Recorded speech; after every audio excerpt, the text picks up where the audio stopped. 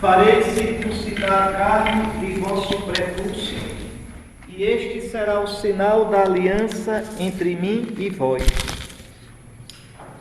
Quando completarem 8 dias, todos os vossos machos serão circuncidados de geração em geração. Tanto o nascido em casa, quanto o comprado por dinheiro a algum estrangeiro que não é da tua raça, deverá ser circuncidado o nascido em casa e o que for comprado por dinheiro. Minha aliança estará marcada na vossa carne como uma aliança perpétua. O incircunciso, o macho cuja carne do prepúcio não tiver sido cortada, esta vida será eliminada de sua parentela. Ele violou minha aliança. Deus disse a Abraão: a tua mulher Sarai, não mais a chamarás de Sarai, mas seu nome é Sara. Eu a abençoarei e dela te darei um filho. Eu a abençoarei, ela se tornará nações, e dela sairão reis de povos. Abraão caiu com o rosto por terra e se pôs a rir, pois dizia a si mesmo: acaso nascerá um filho a um homem de 100 anos, e Sara, que tem 90 anos, dará ainda a luz? Abraão disse a Deus: que Ismael viva diante de ti.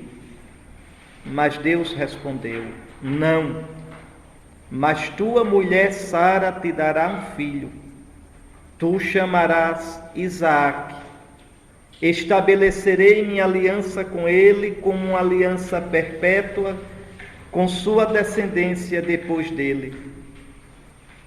Em favor de Ismael, também eu te ouvi.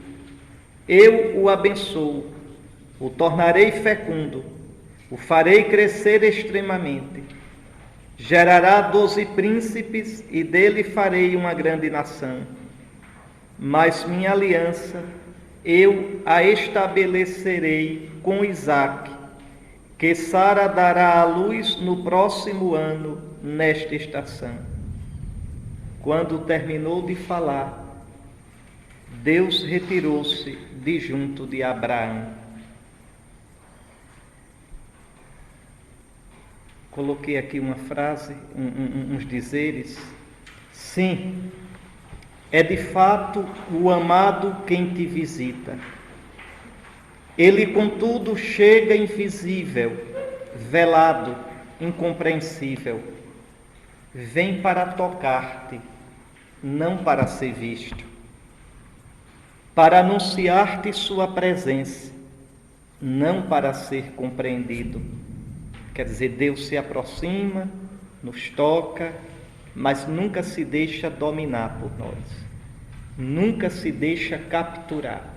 Nem pela nossa razão, nem pelo nosso sentimento, nem por nada. É livre.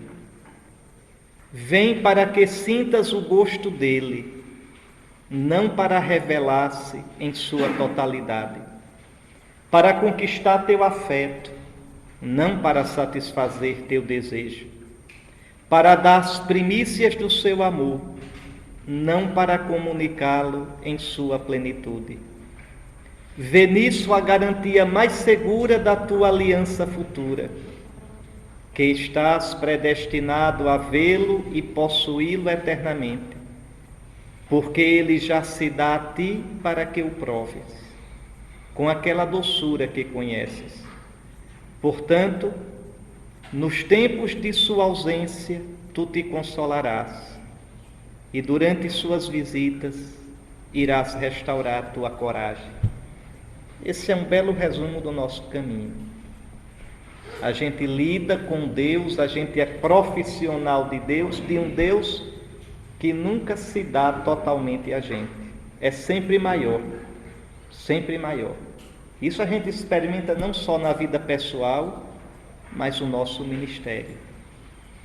Aquilo que eu dizia a vocês, né? A gente caminha com Deus, somos homens de Deus, mas Deus não é nosso. Nós somos de Deus, mas Deus não é nosso. É maior que nós. É muito maior que nós. Nós não podemos dominar Deus. Nós não podemos manipular Deus. Nós não podemos entender tudo de Deus, nem na nossa vida, nem na vida da igreja, nem na vida da nossa paróquia, nem dos nossos paroquianos. A gente sempre vai ter que escutar o Senhor. Sempre vai ter que voltar a se converter a Ele. Sempre vai ter que voltar a aprender dEle, como lá no começo do nosso caminho com Deus. Diante de Deus a gente é sempre menino. Sempre. Não adianta fazer pose. Não adianta. E feliz de quem conserva até o fim essa jovialidade diante de Deus. Veja o caso de Abraão. 25 anos, bodas de prata, caminhando, e o que é que ele tem de concreto? Nada. Será que a gente aguentaria um negócio desse? Veja, depois de 25 anos de caminho com Deus, a promessa ainda não se cumpriu. Deus vai purificando pouco a pouco o coração do velho crente. O eclesiástico dizia ontem: sofre as demoras de Deus. Por que ele tarda? Por que ele moe a gente desse jeito? Para nos educar. Ele vai tirando da gente as muletas, ele vai tirando da gente as falsas expectativas, ele vai nos deixando pobres, disponíveis diante dele. Essa pedagogia, meus irmãos, ela está presente em todo o caminho com Deus. Todo. Os profetas passaram por ela, a Virgem Maria passou por ela. A gente vai meditar sobre isso na última meditação, né? Jesus, nosso Senhor, passou por essa pedagogia. Apesar de ser o Filho, aprendeu a obedecer no sofrimento. O reino veio por Jesus, mas não veio como Jesus esperava no início. Está lá no Evangelho. No início, o reino parece que vem pelo acolhimento que Israel vai dar a Jesus. No começo, Jesus faz sucesso. Ele mesmo diz: eu via Satanás cair do céu como um relâmpago, depois que os 12 chegam contando os milagres. Mas depois tudo isso vai desaparecendo. Desaparecendo. Como é que Jesus termina? Sozinho com o Pai no horto. E o Pai se cala. Jesus termina sozinho. E apesar de ser o Filho, aprendeu a obedecer pelo sofrimento. Nem o apoio dos 12, nem o consolo dos 3 que ele chamou, que na hora H foi dormir, nem a aceitação de Israel e o silêncio do Pai. Veja, apesar de ser o Filho, aprendeu, atenção para o verbo, a obedecer no sofrimento. E por isso Deus o exaltou, fez-se obediente até a morte. Por isso o Pai o exaltou e deu-lhe o nome acima de todo nome. Essa lei do caminho com Deus não tem jeito de fugir dela. E por que isso? Não é por sadismo de Deus, é porque esse é o único modo de nos esvaziarmos de nós, para que Deus, com o seu reinado, nos encha totalmente. Por isso nosso Senhor diz que o reino sofre violência e só os violentos o conquistam. É uma violência interior, é uma guerra. É uma guerra. Veja. Pois bem, é aquilo que Jesus diz a Pedro: quando eras jovem, no começo do teu caminho, tu te cingias e ias aonde querias. Não era assim? A gente achava que podia, com a nossa pastoral, salvar a paróquia toda, converter todo mundo, né? Todo mundo agora vai à missa, vou buscar os que estão longe, todo mundo vem. As pastorais, com o meu método maravilhoso, vão a 1000%, com o meu entusiasmo, com a minha fé. Eu não vou ser lá como aquele padre frio, não vou ser lá como aquele padre acomodado. Pois é, Nosso Senhor se diverte com a gente. Quando era jovem, tu te cingias e ias aonde querias. Quando fores velho, vocês são velhos, não são presbíteros? São anciãos em Israel. Quando fores velho, quando tiveres avançado no meu caminho, outro te cingirá e te levará aonde não queres. E lá vamos nós na marra. Veja, te levará por onde não queres, né? Te cingirá, e para cingir eu tenho que levantar os braços, como Jesus na cruz, para ser cingido. Se eu não levantar os braços, o outro não me cinge. Jesus disse isso para indicar de que modo Pedro e a gente deveria dar glória a Deus, deixando-se crucificar. E depois diz: segue-me. O caminho é esse. É muito bonito porque nosso Senhor nunca enganou a gente. Nunca. Procurem no Evangelho. Jesus Cristo, Jesus nosso Senhor, nunca nos enganou. Nunca. Foi tão leal com a gente que disse: olhe, quem não estiver disposto a morrer, a deixar tudo, nem comece. Lembra que ele conta 2 parábolas? Qual rei que antes de ir para a guerra com 10.000 homens, não se senta e não calcula se pode guerrear com um que vem com 20.000. E se vir que não pode, se aquieta logo. Manda logo pedir a paz.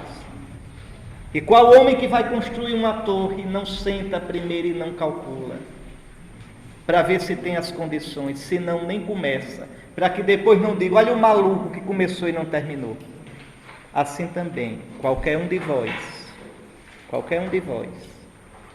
que não se deixar a si próprio, não pode ser meu discípulo. Nosso Senhor não enganou a gente. E isso é um processo a vida toda. Repare o que Deus está fazendo com Abraão. Sem Abraão perceber, Deus o está educando. Ele nem percebe, só vê a demora de Deus. Mas com isso, Deus o está despojando. Deus foi cingindo o velho Abraão e conduzindo aonde ele jamais pensou. Agora vocês vejam, se a gente não rezar, se a gente não escutar a palavra de Deus, se a gente não tiver momentos de silêncio com Ele, se a gente não aprender a vê-lo nos acontecimentos da vida. Por exemplo, Dom Gil falou hoje nesse padre, o pároco lá de Brumadinho. Se esse moço, esse homem, não sei a idade dele, não parar para rezar, para chorar diante de Deus, para perguntar: Senhor, por quê? Veja, e encontrar em nosso Senhor força, nele força, para arregaçar os braços e consolar, um consolo que não vem dele, porque ele também está machucado, ele também não sabe a resposta. Sem isso, ele nunca estará pronto para ver Deus nos momentos de crise. Na crise ele arruma seus panos e vai-se embora. Diz: isso aqui não dá para mim. Eu estou insistindo nisso no retiro, com padres, né? Não estou falando de pastoral, isso vocês têm o ano todinho para falar. Tudo o que eu quero é escutar com vocês a palavra de Deus, que ajuda a mim e ajuda a vocês a ir até o fim com nosso Senhor. Na vida, que é uma luta, que é um combate. Pois bem, Deus foi cingindo o velho Abraão e conduzindo aonde ele jamais pensou. Ele faz isso com a gente também. Vai para a terra que te mostrarei. Nosso Senhor não garantiu a gente que terra era essa. Eu te mostrarei. Vai. Quem está mais adiantado no caminho de padre vai vendo qual é a terra. Mas não viu tudo ainda. E quem está começando, aos pouquinhos vai ver. Né? E a gente vai confiando nele. É a mesma coisa quando a gente vai para uma paróquia. Quando é transferido.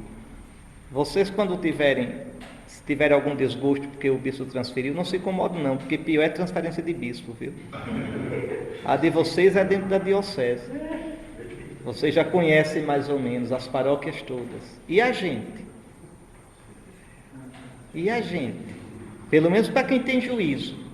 Aí vai para uma diocese que você não conhece ninguém. Mas ninguém. O pessoal lá todo olhando assim, né, atravessado o clero, como é esse que vem, né? Mas você imagina o coitado do bispo está com mais medo do que o clero. Pelo menos se ele tiver juízo. Se ele for bom da cabeça, do coração. Porque tem uns que chegam assim, não quero nem saber, vou por cima como um trator e quem tiver, né? Mas se for humano, se for gente, Ave Maria. Imagina a primeira reunião do clero, ele sozinho olhando vocês, e vocês todinhos para olhar. Eu te mostrarei, né? Vai para a terra que eu te mostrarei. O núncio liga, diz, Dom Fulano, olha, a igreja está precisando do senhor em tal lugar, o senhor aceita, não sei o que, aí você vai. Aí chega lá, toma posse, com 15 dias descobre que a diocese tem um débito de 2 milhões. Que tem um abacaxi. Eu me lembro de um irmão bispo, né? Ele tinha lá uma função lá e arrumou lá o regional direitinho, deixou o regional zerado, que estava deficitário, tudo, era o econômico do regional, fez direitinho. Aí veio um negócio desse, né? Dom Fulano, o senhor vai, vou. Quando foi com um mês depois da posse, ele ligou para mim e disse, rapaz, eu fui dormir superavitário e me acordei com um débito tão desgraçado de uma instituição que tem aqui, que eu estou andando com habeas corpus preventivo no bolso para não ser preso. Veja, vai para a terra que eu te mostrarei. E você vai, confiando em Nosso Senhor. Tá certo? Então, veja, é olhar com os olhos da fé, meus irmãos. Esta é a dinâmica da nossa vida. Esse também é o sentido do nosso celibato. Do nosso celibato. A gente poder arrumar a mala da gente e dizer, eu vou. Não tenho filho para matricular. Não tem mulher que está empregada aqui na prefeitura desse município, eu não posso sair, que está nessa escola e não posso ser criança. Não. Por tua causa, Senhor, eu dei a minha vida. E não vou me ficar enganchado nessas coisas pequenas. Eu vou. Mas o bispo transferiu porque não gostava de mim. O bispo transferiu porque escutou um desgraçado do conselho presbiteral que foi lá. Não entre nessa. Nunca entrem nesse raciocínio. É o diabo. É o diabo. É o diabo. Quando essas coisas acontecerem, e sempre tem um irmão que chega para envenenar, você pense assim, tire bispo do meio, tire conselho presbiteral do meio, e olhe Jesus, e diga, o que é que tu queres de mim? O que é que... mas é porque fizeram isso com você. Pergunta Nosso Senhor, o que é que eu faço? Dize-me tu, o que é que eu faço com isto que fizeram comigo? Isso é o que interessa, a única coisa que interessa. O que é que tu queres que eu faça? Porque se você tiver essa cabeça, você vai feliz. Quem pensou que ia atingir você, deu sinal. Quem pensou que ia lhe derrubar, que ia lhe fazer mal, deu sinal. Você foi livre. Veja, é como Jesus, ninguém tira a minha vida, eu a dou livremente. Eu a dou livremente. Podem me amarrar, né, naquele romance, não sei se vocês leram, alguns mais velhos, As Sandálias do Pescador, né, do Leon Uris. quando o carcereiro vai soltar o bispo Cirilo. Kamenev, que infernizou a vida dele, era o diretor da prisão. Depois de anos o cara preso, ele vai soltar. Com raiva, mas foi um acordo, e ele vai soltar. Aí diz: Cirilo, pode sair, tu estás livre. Não é? Aí Cirilo olha para ele e disse: eu nunca estive preso. Eu nunca estive preso. Veja que homem. O cardeal Vantuan. Eu nunca estive preso. Porque a liberdade é uma condição interior de quem faz de Deus o seu tudo. O cardeal Stepinac, da Croácia, arcebispo de Zagreb, na época dos comunistas, eram homens assim de uma força impressionante. Stepinac foi preso em prisão domiciliar, depois o regime endureceu, o general Tito, e mandou colocá-lo numa prisão pública. Aí avisaram: hoje virá um grande inimigo do povo. E deram tomate e ovo podre para jogarem nele. Não disseram quem era. Aí colocaram os presos no pátio da prisão para esperar. Isso é história, isso é histórico. Quando o carro chegou, desce o arcebispo, o arcebispo, o cardeal Stepinac. Aí ele olha assim, aquele povo, aquele monte de... Aí ele diz: louvado seja nosso Senhor Jesus Cristo. Aí o pessoal: para sempre seja louvado, e se ajoelha. E ele atravessa abençoando. Também quando ele saiu, o pau cantou nas costas daqueles presos. Mas a liberdade interior de um homem. De onde vem essa liberdade? De onde vem essa força? Da união com Cristo. Da união, de quem entregou tudo a Cristo. De quem foi moído, e a expressão é essa, moído no cadinho da vida. Foi se deixando plasmar por Deus. Pois bem, Deus mostra a terra para a qual vai nos levar pouco a pouco. E não devemos pedir para ver agora o que temos de ver mais adiante. Caminhar com Deus exige sempre paciência. Exige amoldar-se aos seus tempos e seus modos. Não podemos dobrar Deus aos nossos caprichos. Sofre as demoras de Deus. Pois bem, tantos anos passados, e Deus interpela novamente Abraão, como no primeiro dia, exortando: eu sou El Shaddai, anda na minha presença e ser perfeito. Abraão continua migrante, continua peregrino, mas deve radicar-se profundamente no Senhor. Veja, seja em qual momento da vida, seja em qual situação, anda na minha presença.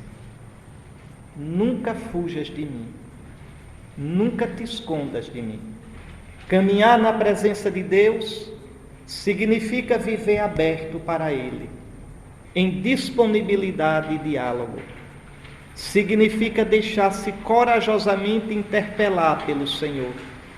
Deixar sempre que Ele nos inquiete, nos perturbe, nos desafie.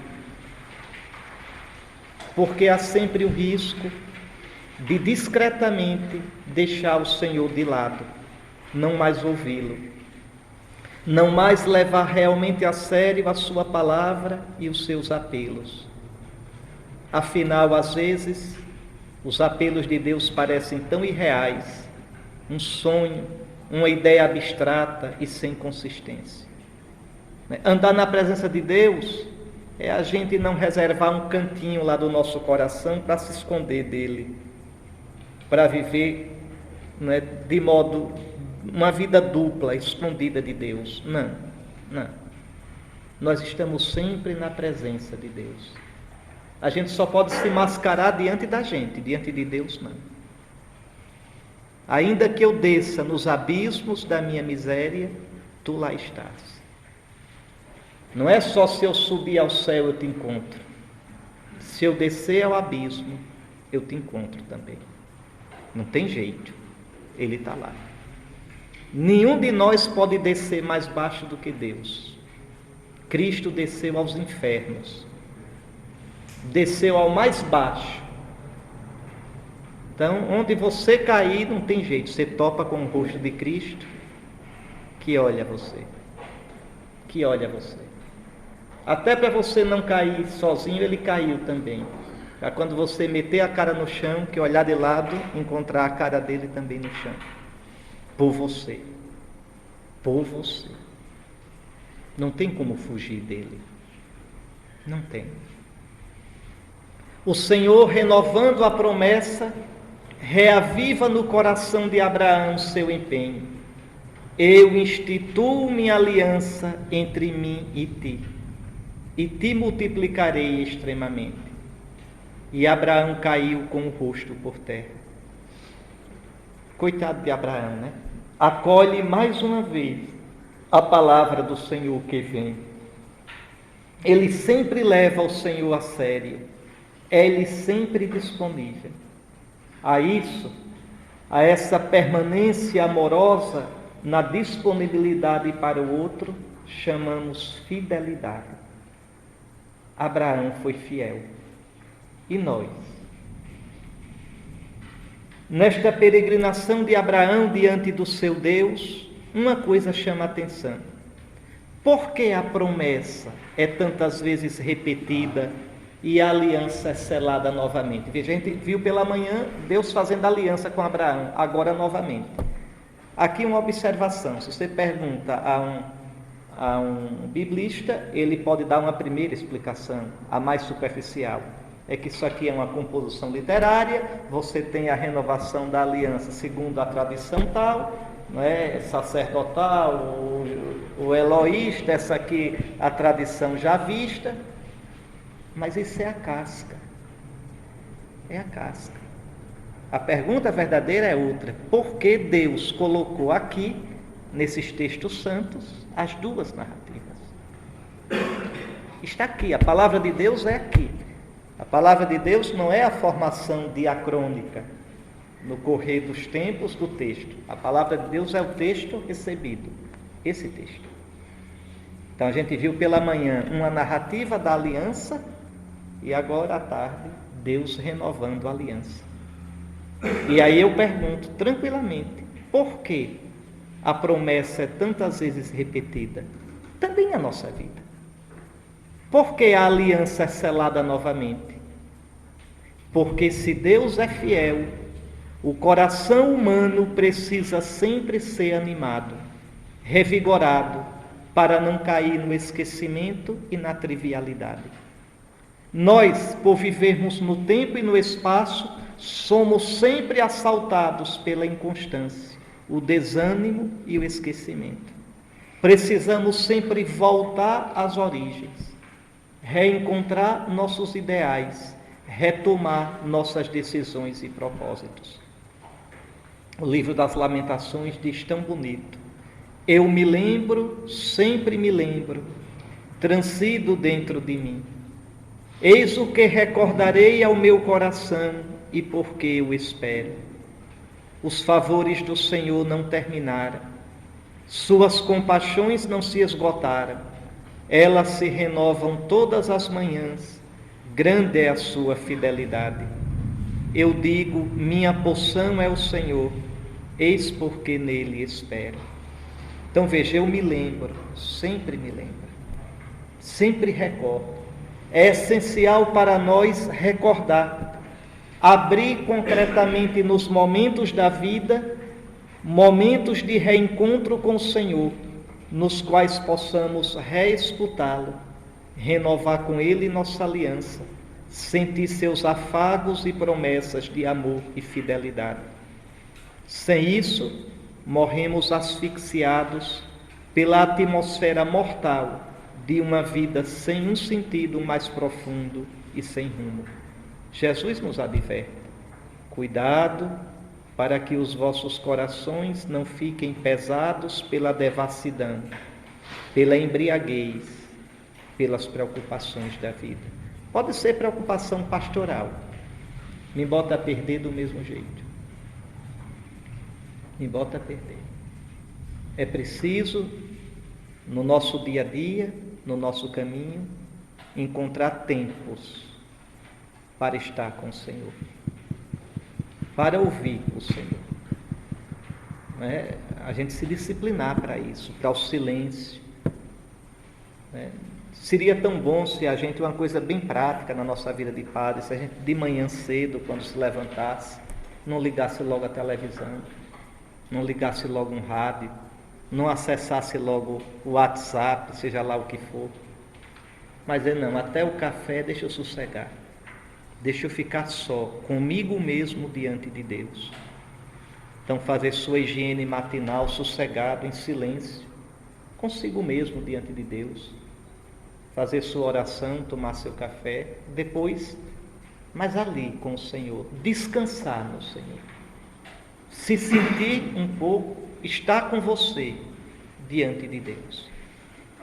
Diante de Deus. São Gregório Magno, no segundo livro dos Diálogos, quando ele narra a vocação de São Bento, ele diz que São Bento, deixou o mundo para morar consigo diante do celeste observador.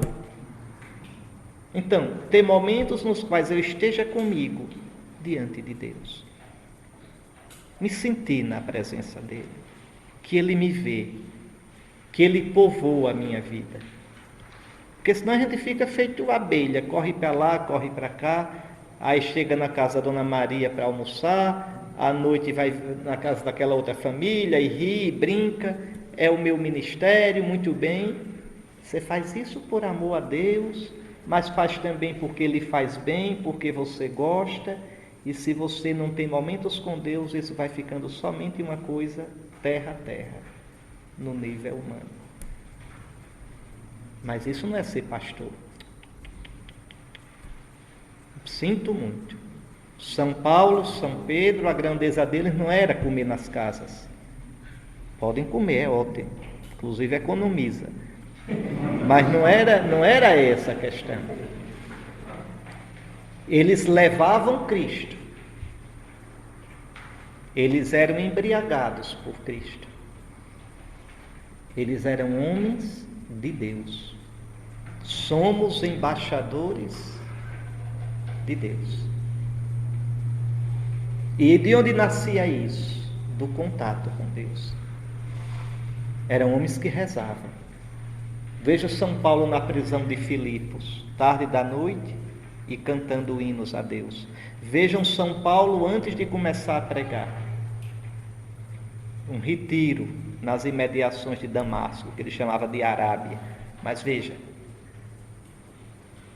observe, são homens de Deus. Homens que rezam. O que eu tenho para dar é Cristo. Não tenho ouro, não tenho prata, não tenho a minha simpatia, não. O que eu tenho eu te dou, Jesus. Tudo é por causa de Jesus. Então, às vezes a gente entrou muito nessa visão, né? Eu atraio o povo, eu tenho que ser simpático. Mas a gente às vezes pergunta, às vezes olhando, digo, mas atrai para Cristo ou atrai para si?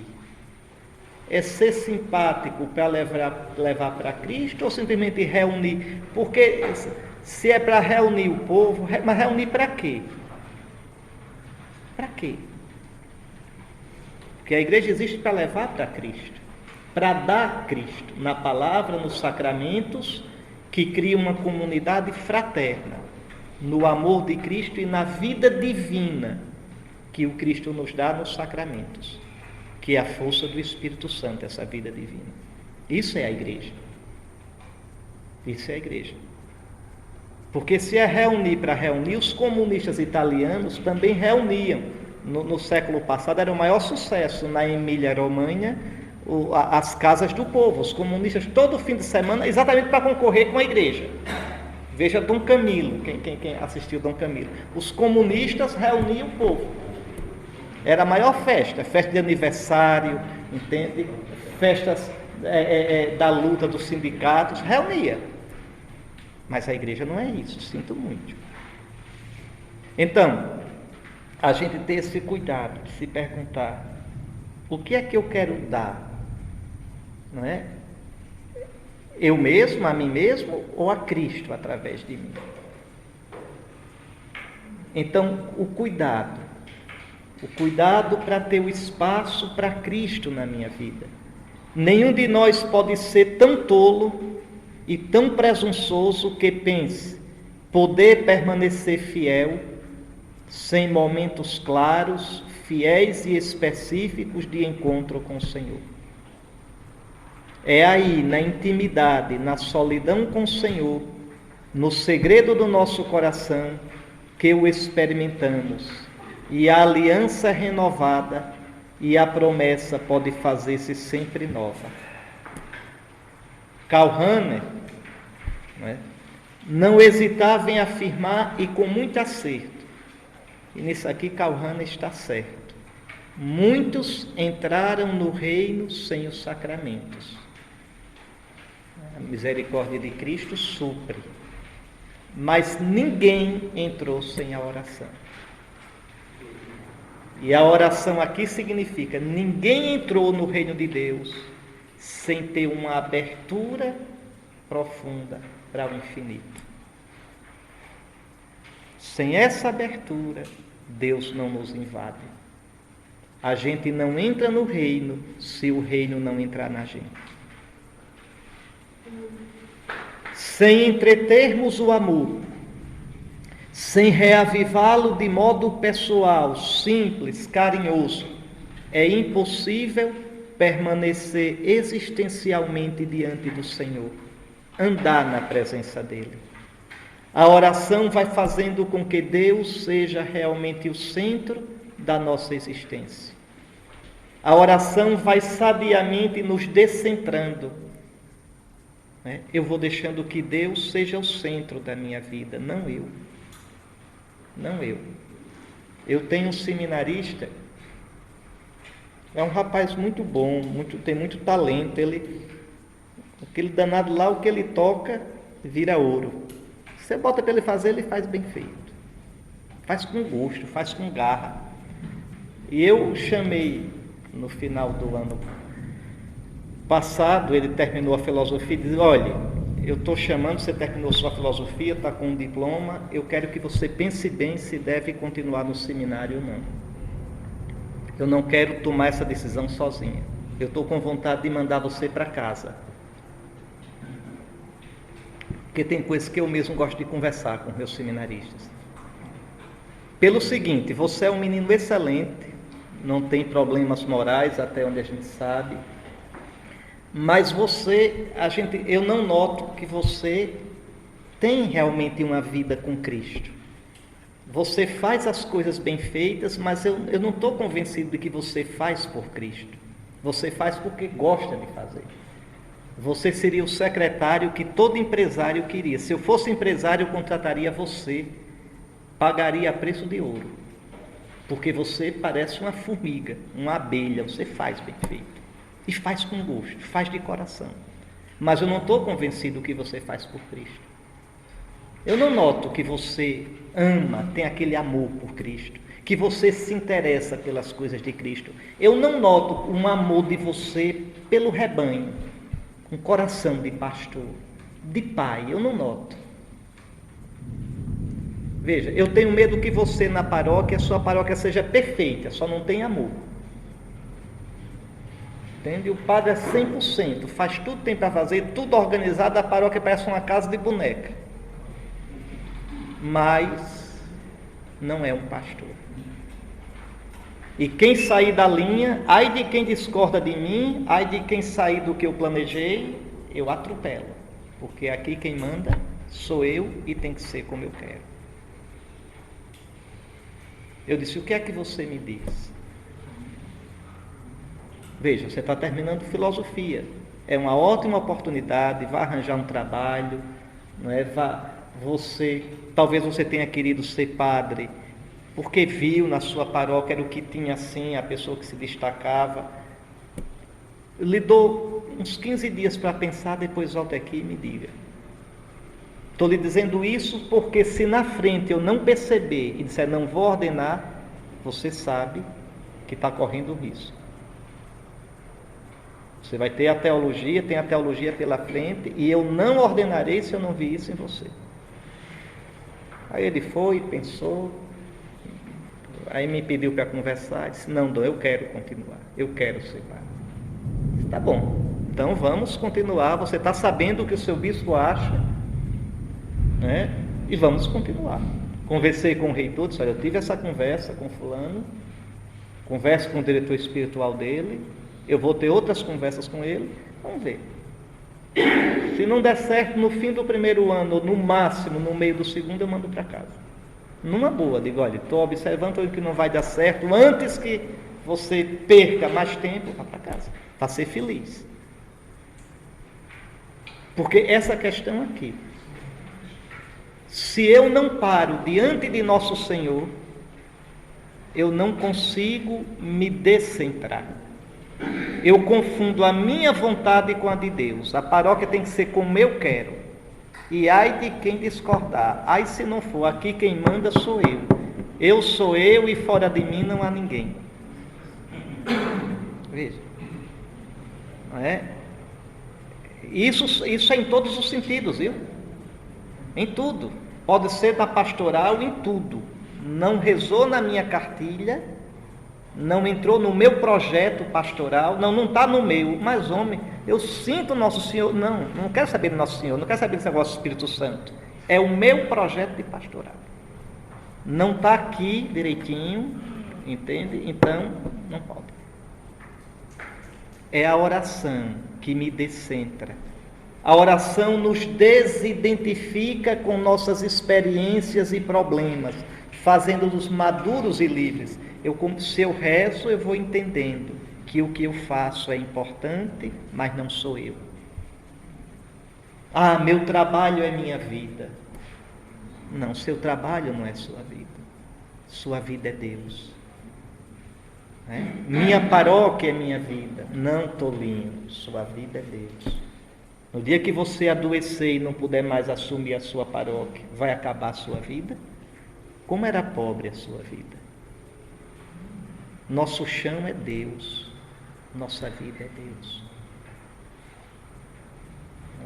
Eu tenho, desculpa eu contar assim umas histórias, mas me vem assim na cabeça, eu tenho um padre que ele é muito dinâmico, muito, é meio doidinho, mas ele é um doidinho santo, aí eu deixo, né, eu dou uma, né, não dou corda não, senão, não precisa de corda não aquele lá, eu só deixo, eu vou monitorando e deixo, porque realmente é por amor de Cristo, e aí deixa o Espírito de Cristo, né?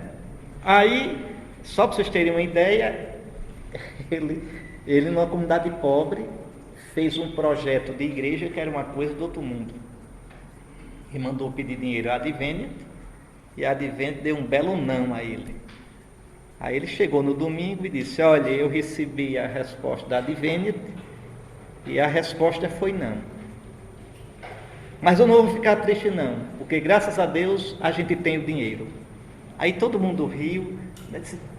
Ele disse, está no bolso de vocês, vamos construir. Aí na semana seguinte, 5 horas da manhã, ele colocou bota de borracha, pegou uma picareta e começou a cavar o alicerce da igreja dele lá. E só terminou quando construiu toda. É uma igreja linda, uma igreja, veja, que podia ser igreja de um bairro chique do Recife. E aquele povo pobre construiu com ele. É um negócio tão interessante que a igreja passa o dia todo aberta e ninguém entra para roubar, que o povo cuida. Entende? Uma igreja enorme. Ele construiu. Inventou tudo quanto era doidice. Vendeu bilhete para show de Roberto Carlos, e quando o pessoal foi, era ele de peruca cantando. Fez muita doidice. fez um bingo com uma vaca e colocou, fantasiou a vaca e puxava pelo meio da rua. A cidade onde ele está tem muito veranista que vem do Recife, vem de outros cantos, vem até de outros países, porque é naquele complexo Porto de Galinhas, um pouco mais, é uma praia mais bonita do que Porto de Galinhas. Então, aí pronto, o pessoal todinho já o conhece, sabe as doidices dele, né? O pessoal na praia ele passa, coloca uma batina e sai com cartaz, os horários de missa pelo meio da praia. Aí o pessoal, lá vem o padre, lá vem o padre.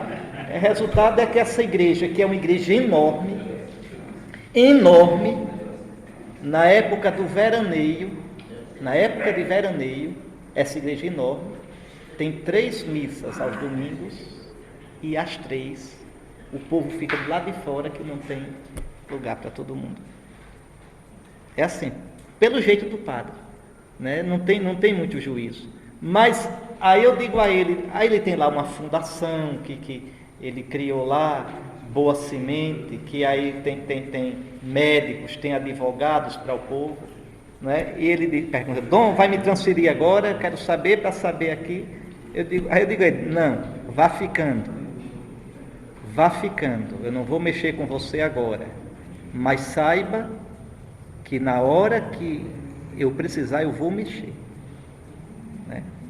Esteja livre interiormente para dizer seu sim a Nosso Senhor.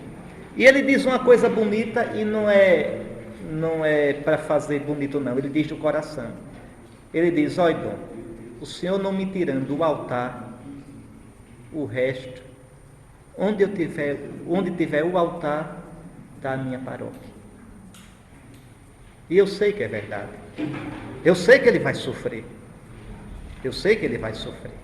E eu vou sofrer porque ele vai sofrer, que eu não gosto de fazer ninguém sofrer não. Mas quando precisar eu vou tirá-lo. Sei que o povo vai querer me matar, mas faz parte. Entende? Então, o que eu estou dizendo, essa desidentificação, que dá trabalho. Eu não sou, minha paróquia não é minha vida. Meu trabalho não é minha vida. Aquele título que eu tenho não é minha vida. Tu, Senhor, és a minha vida. Tu és a minha vida. É como o padre que diz, o meu altar é a minha paróquia. Não me tire o altar, Dom. O resto me mande para onde quiser. Então, veja, é na oração, é estando diante de Deus que a gente adquire isso. Os momentos de oração, os singelos atos de afeto e amor, os pequenos gestos de penitência, vem aí a quaresma agora, os pequenos gestos de penitência, tudo isso reaviva nosso carinho, nosso empenho, nossa delicadeza para com o Senhor. Eu renunciar a uma pequena coisa, dizer, é por ti, meu Senhor, por amor de ti. É naquela intenção daquela menininha que está doente, é por amor a ti. Essas coisas nos ajudam tanto. Triste de quem não tem uma história com nosso Senhor. Veja, os momentos de oração, então, a oração tem uma função, incutir-nos conhecimento experimental, pessoal da nossa união com Deus em Cristo, transformando, acendendo, aclarando nossa consciência normalmente obscurecida, despertando-a para a presença do Senhor Deus em nós. Se a gente não para, a gente não tem momentos assim com o Senhor, a gente termina reduzindo Deus a uma ideia, tirando Deus do horizonte. Um bom momento para rezar, padres, que vocês podem aproveitar, são as horas que passam dirigindo. Em geral, estão só no carro. É um belo momento para estar sozinho com Deus, para se colocar diante dele. A oração, podemos dizer sem medo, nos centra em Deus e assim nos equilibra e liberta de nós mesmos e de nossas inconstâncias e estreitezas. Assim, nossa vida consiste em incansavelmente buscar Deus e encontrá-lo pelo amor. na oração e nos pequenos atos de piedade, né, que são uma oração, uma coisa que eu faço por amor de Cristo, né, um perdão a um colega que eu dou, conversar com um amigo que eu queria evitar, suportar um irmão de presbitério. Essas coisas, quando a gente faz por amor a Cristo, se torna oração. E através desses gestos, adquirimos consciência do nosso verdadeiro eu interior e daquele que silencioso e amante nele habita em mim. No entanto, rezar requer um aprendizado que deve dar-se na disciplina espiritual, na penitência e na coerência de vida. É preciso ter uma disciplina de oração. A igreja nos dá o ofício divino, a liturgia das horas, né? Tem os atos de piedade que a gente aprendeu em casa. Então, manter essas coisas. Não joguem fora, não. Essas coisas que a gente aprendeu dos nossos pais. Eles eram tão sábios, tão sábios. Tão sábios que na sabedoria simples dele, nos geraram para Cristo. De repente pega e joga tudo fora. A gente no seminário aprende a ficar sabido e deixa de ser sábio. Veja, né? Ter aquela fé simples e alimentar aquela fé simples. Como é bonito um homem que depois que estudou, se mantém uma criança diante de Deus. Uma fé simples. Como é bonito, não é? Então, uma disciplina espiritual.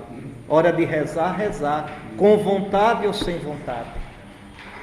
Por isso, a liturgia das horas. Lembre que vocês prometeram, nós prometemos rezar integralmente a liturgia das horas. A liturgia das horas não é oração pessoal. A liturgia das horas é nosso dever, faz parte do nosso ofício sacerdotal em benefício da igreja e do mundo. Ela prepara e continua, prolonga a Eucaristia. Não é rezar para eu me sentir bem, é rezar pela humanidade, pela igreja. Por isso a gente deve ter cuidado, uma coisa que, aqui é a opinião minha, quem pensar diferente tem toda a razão também. A opinião minha, eu não deixo que a liturgia das horas, no seminário meu, nem quando a gente tem reunião do clero, né? A gente sempre começa com a liturgia das horas, eu nunca deixo que a gente demore na liturgia das horas, que faça muito silêncio, não, isso é para oração pessoal, não é para oração litúrgica. A oração litúrgica não deve ter esse monte de silêncio, é um tormento. A cadeira começa a estralar e a única coisa do silêncio é para a gente pensar quando é que vai começar esse negócio aí. Uma chatura, um porre. Liturgia das horas tem a liturgia, começa e termina, pronto. Que quem está bem diga que pena que terminou, que quem está se arrastando diga graças a Deus. Mas é. Então liturgia não tem lugar para lenga-lenga. Aí eu chego em casa, eu sou muito franco com vocês, eu chego em casa cansado, depois de amanhã todinha na cúria, aí está a hora do almoço, com fome, cansado, abusado da vida, mas tem a hora média para rezar. A vontade que tem é não rezar. Aí eu digo, mas homem, em 10 minutos eu resolvo isso. Aí vou na capela e rezo. Agora, se eu for rezar para ficar dormindo em cima de um versículo, suspirando, aí eu não rezo nada. Vinde, ó Deus, em meu auxílio, socorrei-me sem demora. Glória ao Pai, papapá. O anjo dizia, acabou e vou almoçar sossegado. Aí você diz, mas para que serve? Serve para tudo. Porque, atenção, na liturgia não interessa os sentimentos. Na liturgia, o simples fato de rezar, os textos litúrgicos, seja os bíblicos, seja da eucologia, os textos litúrgicos têm um poder poético e evocativo. Mesmo que você não pense em nada, Pode olhar, quando terminou você está sossegado, você esteve diante de Deus. Por exemplo, eu tenho uma hiperatividade à noite que pela manhã eu me acordo cansado. Aquela história do Salmo, pela tarde pode vir um choro, de manhã nos vem saudar a alegria. Para mim aquilo não funciona de jeito nenhum. De manhã eu amanheço com um modiliano. Se eu pudesse, eu não dava bom dia para ninguém, entende? Cansado. Aí tem lá, ofício de leituras e laudes. Ou reza naquela hora ou não reza mais, não adianta. Pronto, é sentar sem grandes consolos e sem grandes pretensões místicas. Começa a abrir os meus lábios, em 25 minutos está tudo resumido. Deus feliz e eu feliz. Se você perguntar, Dom Henrique, diga um salmo que o senhor rezou, eu digo, não sei. Mas estive na presença de Deus. Vocês larguem de ser cartesianos. Não é o que está na mente, simplesmente. A oração pega você todo. Eu estava ali, humildemente repetindo a palavra de Deus. E o nosso ofício, se é uma coisa que fizeram boa, apesar dos nossos salmos, da liturgia das horas, não serem muito fiéis na tradução, mas a tradução ficou cadenciada, que é exatamente para a gente nessa cadência descansar. É para isso. Então não é para ficar é como se eu quisesse rezar o terço pensando em cada Ave Maria. Eu fico doido. Não é para ficar pensando em cada Ave Maria. Contemplamos tal mistério. E vai lá, e repetindo, cadenciado. O povo do interior, o povo da roça sabe rezar, né? Ave Maria, cheia de graça. Aí passa uma quarta, uma quinta. Bendita sois vós, Santa Maria, Mãe de Deus. Exatamente para isso. Não é a palavra. Não é a palavra. Isso é coisa de ocidental, a ideia. Não. É estar totalmente diante de Deus. Repousar diante de Deus. Repousar diante de Deus. Né? E esse tecinho rezado assim sustentou a fé de gerações. Esse tecinho rezado assim deu frutos que a gente não pode imaginar. Veja. Então a liturgia, o ofício divino é para isso. Em 10 minutos você reza a hora média. Aí quando vem a preguiça, você diz, por que eu não vou rezar? Não, eu vou lá e rezo, em 10 minutos está terminado. Veja, e aí reza, termina rezando. Aí dá para rezar suas vésperas, né? Não deixa as completas para antes de dormir, porque provavelmente não vai rezar. Né? É melhor logo cedo, né? Terminou o café, antes de ir, já reza completa, já despacha. Entende? Veja, essa simplicidade, ser prático diante de Nosso Senhor. Não precisa ficar ali fazendo o exame de consciência de 1 hora, porque não vai fazer. Vai fazer uma vez, depois não faz mais. Esse realismo simples diante de Deus. O importante é criar espaços para Deus na sua vida. Criar espaços. Pois bem, também me permitam aqui,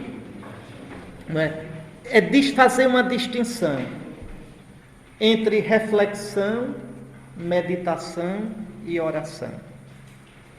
Vocês podem dar outro nome para isso, outros nomes, mas na primeira, a meditação a reflexão. Pensa-se sobre a realidade e a vida a partir de si mesmo. Uma pessoa pode gostar de refletir, né? Mineiro gosta, tem essas montanhas, né? Então entra muito em si, não tem horizonte largo aqui, né? Eu estava olhando isso, eu digo, aqui a pessoa tem que entrar em si mesmo, porque não tem um horizonte largo para ver, né? Então entra. Então você pode ficar ali matutando sobre a vida, matutando sobre o seu trabalho. Isso é reflexão, não é? Refletir é um bem, é uma riqueza. Refletir ajuda-nos a ser mais maduros, a nos conhecer mais, a agir de modo refletido. Mas a reflexão não significa por si mesma uma abertura para Deus. Na reflexão, eu reflito a partir de mim mesmo, das minhas ideias, do meu temperamento, da minha história. Isso ainda não é abertura para Deus. Depois, a gente tem, não é, a meditação. Aí sim, o pensar, o refletir tem como tema, como conteúdo, o próprio Deus e seus mistérios. Eu pensar a vida a partir de Deus, a minha vida. Eu pensar, né, nas obras de Deus. Eu pensar o quanto Deus me amou. Tudo que eu pensar colocando Deus no meio é meditação. Meditar é pensar nele e naquilo que a ele se refere. É também pensar em nós mesmos a partir dele. Veja, isso é muito importante. Naquele momento de silêncio, no carro, né, quando eu faço o meu asseio matinal, é importante. No entanto, isso ainda não é oração. O que é a oração? Santa Teresa dizia, é tratar de amor com aquele que nos ama. Não é? A oração é colocar-se diante de Deus em diálogo de amor. Na meditação eu penso nele na terceira pessoa. Na oração eu digo tu. É na segunda pessoa. Eu não penso em Deus, simplesmente. Eu dialogo com Deus. Para mim, a mais bela definição de oração, quem dá é uma mulher na Sagrada Escritura. Uma mulher simples, uma matuta. Ana, a mãe de Samuel. Lembram? Quando ela foi a Silo, né? Lembram? Ana sofria muito porque era estéril, a esposa de Elcana. Elcana tinha duas mulheres, Ana e Fenena. Fenena era boa parideira, Ana era estéril. E aí, apesar de Elcana amar mais a Ana, mas quem dava os filhos era Fenena. E quando eles iam todo ano para a festa do santuário de Silo, iam peregrinando, né, Elcana dava mais atenção a Fenena, porque fazia a oferta maior a Deus, por Fenena, pelos filhos, e Ana ficava lá, né, como a gente diz, amuada. E ela então vai chorar diante de Deus. Eli está na porta da tenda, logo cedo, e observando Ana rezando. E vê que Ana mexe os lábios, mas não fala. E ele pensa, está bêbada. Veio para a festa e tomou umas. E vai lá e diz, ô mulher, uma hora dessa já está cheia de quequel, né, Ana? E ela dá uma resposta linda. Ela diz, meu Senhor, não tomes a tua serva por uma vadia. Eu derramo o meu coração diante de Deus. Isso é rezar. Né? Lembre o que é o coração na Bíblia. Né? Leve, não é?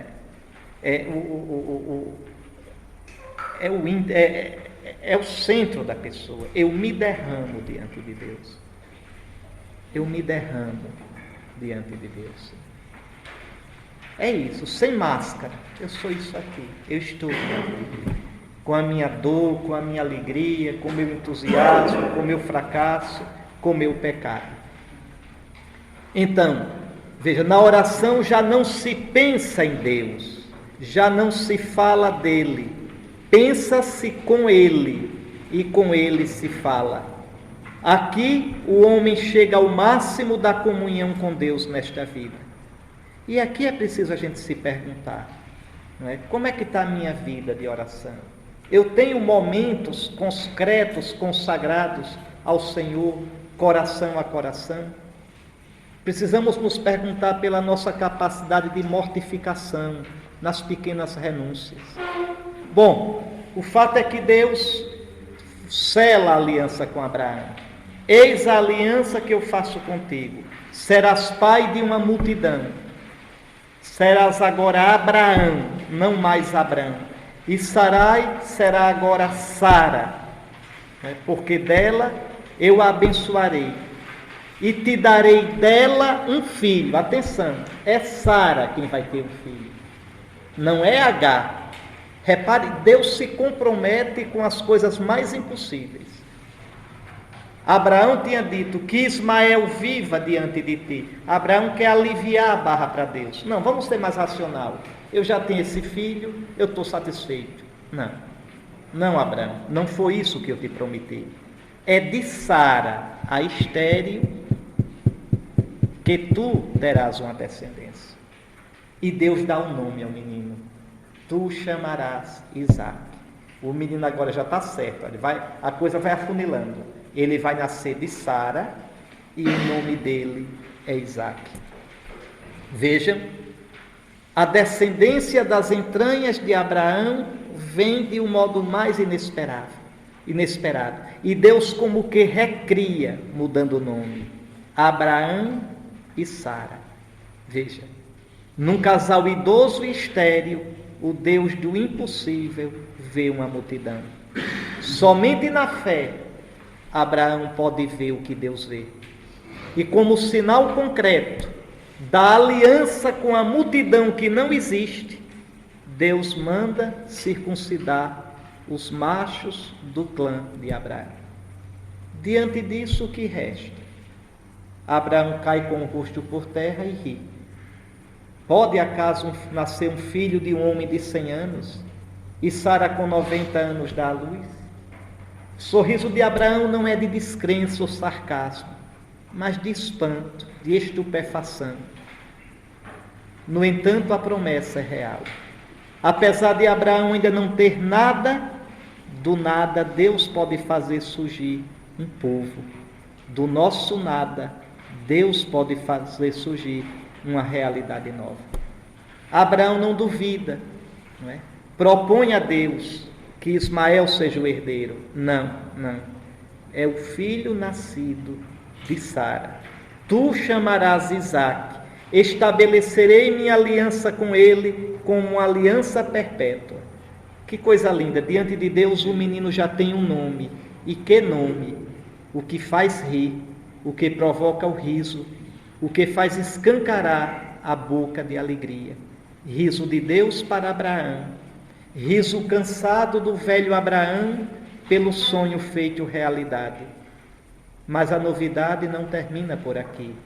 Minha aliança eu a estabelecerei com Isaque, que Sara dará à luz no próximo ano, nesta estação. Até que fim? O Senhor estabelece um prazo. Depois de 25 anos, Deus dá uma data, no próximo ano, nesta estação. Os tempos do Senhor, os modos do Senhor, quem jamais vai se acostumar com eles? Que nosso Senhor nos ajude a aprender com Ele, os modos dEle, os tempos dEle, o jeito dEle, a lógica dEle. O nosso auxílio está no nome do Senhor.